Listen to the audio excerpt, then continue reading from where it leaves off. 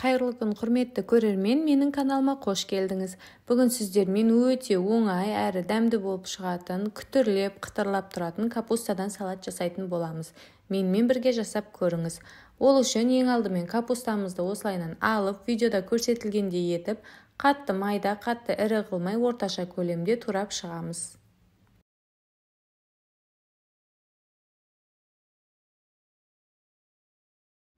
Турап алғаннан соң капустамызды осылай бір-бірінен ажыратып, бөліп шығамыз. Бір-біріне жабысып тұрмауы қажет. Содан соң тұзымызды салып, кішкене араластырып 20-25 минутқа қойып қоямыз. Сонда өзінің суы бөлініп шығады. Қыздар, капустаны қолымызбен мұжып, суын шығармаймыз. Сол кезде біздің капустамыз қытырлап, әдемі болып тұратын болады.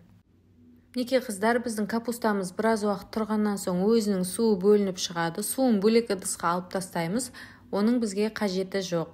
Және де өзіңіздің жіңішке теркаңызды алып, сәбіздерімізді теркадан өткізіп шығамыз. Содан соң 2 бас чесногымызды алып майдалап турап саламыз.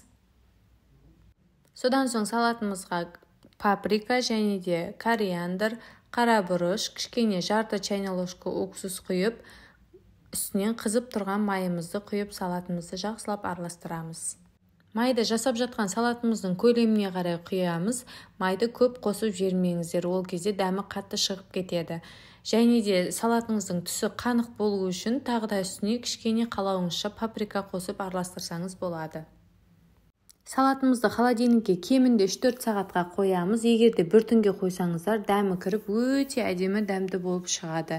Неке қыздар, біздің салатымыз осылай дайын болды, күтірлеп, қытырлап тұрады. Жасалу жолы өте оңай, міндетті түрде жасап көріңіз. Видео ұнаса лайк басып, пікір қалдырып, каналыма қолдау білдіріп, тіркеліп қоюды ұмытпаңыз. Баршаңызға рахмет.